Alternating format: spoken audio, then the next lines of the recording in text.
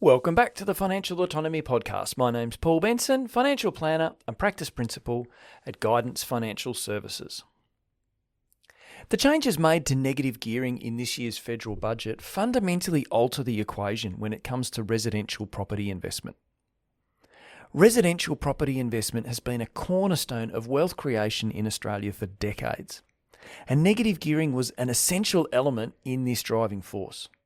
With negative gearing removed for existing properties, most would agree that the case for residential property investment is now kind of difficult to make.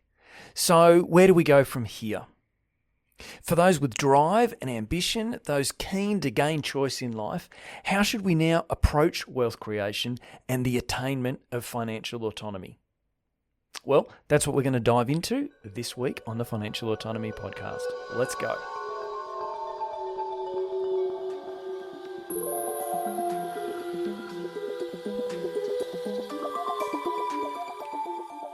Okay, let's start with what is negative gearing and what has changed. So negative gearing, that's the change that has triggered this major strategy reassessment. Typically, when investors initially purchase a residential property, the rent received is not enough to cover all the outgoing expenses. The largest of these expenses is usually the interest cost on the loan. Other costs include council rates, insurance, owners' corporation fees, and normal maintenance.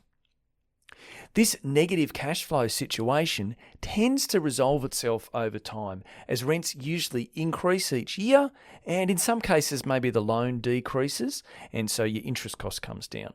In time, the investment switches from negative cash flow to positive cash flow.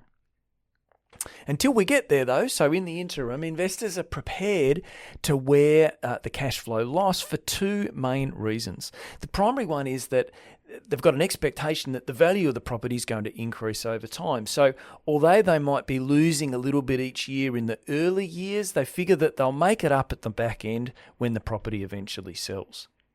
But what makes this all the more palatable is the opportunity to use the loss from the property to offset income earned elsewhere, including wages income.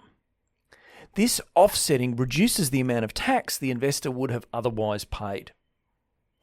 It's this income offsetting that is negative gearing, and this is what will no longer be possible when investors now purchase an existing residential property. It's worth mentioning that one thing that hasn't changed is the treatment of your home, your main residence, from a tax perspective. So capital gains tax exemption on your main home continues. Obviously, negative gearing is not relevant because you weren't renting it out previously. It's your home. But the tax exemption remains. And that makes things interesting. I mean, generally we're talking here about residential property investment, but it could be that certain properties that were probably never going to be rentals anyway, and I'm thinking particularly sort of high value homes perhaps, maybe they will actually see a rise in their value because potentially Australians who would have once perhaps owned their home and then secondarily owned an investment property, now maybe they just put everything into their main residence on the basis that, well, that's all capital gains tax free. Yes, I've got no ongoing tax deduction for the interest expense, but nevertheless, perhaps I can afford a bit bigger mortgage because I don't now have a rental property to support. And so, perhaps there's a bit more push into your main residence because just the maths around that. I mean, if you've got a main residence that's worth $1 million and it increases by 10%, well, you've made $100,000. But if you've got a main residence that's worth $1.5 million and it increases 10%, you've made $150,000, right? So the larger the value of your main residence, the bigger the potential gain for the same amount of capital appreciation, in percentage terms. So just worth throwing in there that hasn't changed, and that potentially is a differentiator when it comes to residential property investment.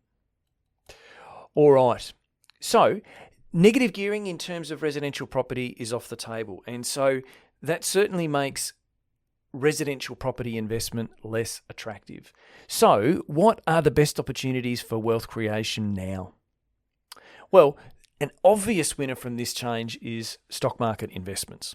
So share investments already offered numerous benefits over property, such as lower entry points, greater liquidity, no stamp duty, no land tax either, lower transaction costs, and a vastly greater ability to diversify. But now shares also offer the potential for negative gearing. So the proposed changes only remove negative gearing for existing residential properties. Other assets, like shares, are not impacted. Establishing a negative gearing strategy for a share portfolio has typically been a little trickier for most people, with lenders being less enthusiastic about taking shares as security, and where they do offer this, they tend to charge a bit of a higher interest rate as a result. This higher cost of money makes it harder to generate a profit on the investment. There are solutions, and I think there's a good chance we'll see more product innovation in this space as demand increases. Perhaps another opportunity is commercial property. So all the talk is about residential property, but the rules haven't changed for commercial property. So likely that maybe this area might get a little bit of love. Historically, banks have required a larger deposit for commercial property because the value of the property is heavily dependent on the quality of the tenant. Whereas with residential property, if a tenant moves out, a new tenant is typically found within a matter of weeks. But for commercial property, vacancies can last months and sometimes even years. Investors therefore need to have a solid and reliable cash flow position to withstand these periods.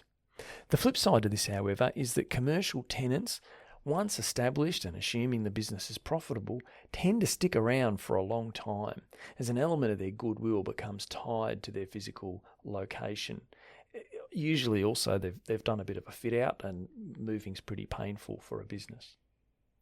Another attraction of commercial property is that the tenant's responsible for almost all outgoings, making these investments far less onerous for the owner. A third potential opportunity is business ownership. So building wealth through business ownership was one of the pathways I identified in my book, Financial Autonomy. It's a wealth creation pathway that, in my experience, tends to be overlooked. Whilst negative gearing is not directly relevant in a business context, it is worth noting that there's no adverse changes proposed in the business ownership environment.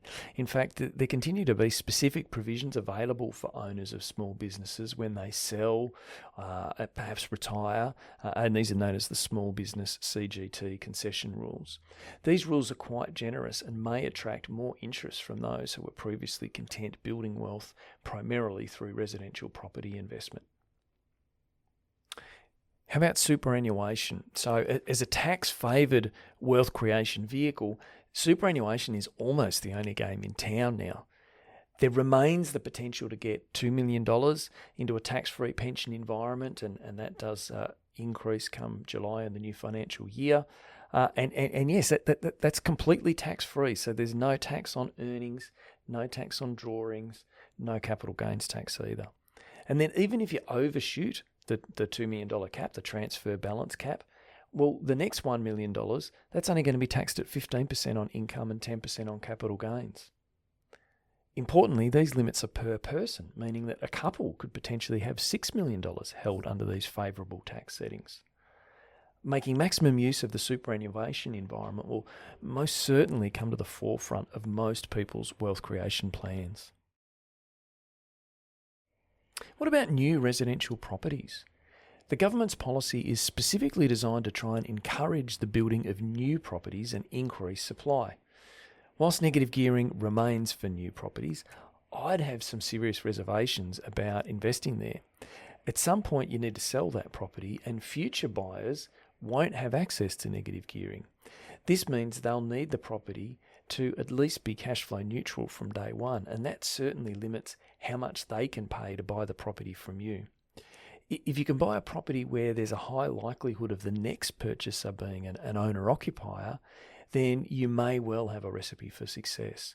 But if you buy something like, say, an apartment in the CBD where most are rented out, it seems to me that these prices are likely to be depressed.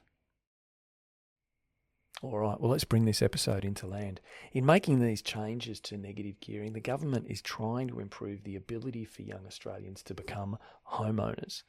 Hopefully, when they're trying to purchase, they're not competing against investors who have the benefit of negative gearing. these changes certainly don't mean that your opportunity to build wealth and achieve financial autonomy are curtailed. There remains plenty of great opportunities to invest and convert your hard work into long-term financial security and flexibility. There perhaps just needs a bit of a rethink here. For a long time in Australia, the default has just been, as soon as I've got some ability to save and invest, then the obvious thing to do is to buy a residential investment property. Well, that's just no longer true. And so, you need to step back and think a little bit more broadly. All right, well, look, thanks for listening to this week's episode. If you found it helpful, share it with a friend who you think might benefit too. Of course, be sure to subscribe to the podcast so that you never miss an episode. And if you want to stay across all things, finance, headlines, plus a really fun quiz of the week, then make sure you subscribe to our Gaining Choice newsletter. And there's a link in the show notes for you to do that. Okay, bye for now.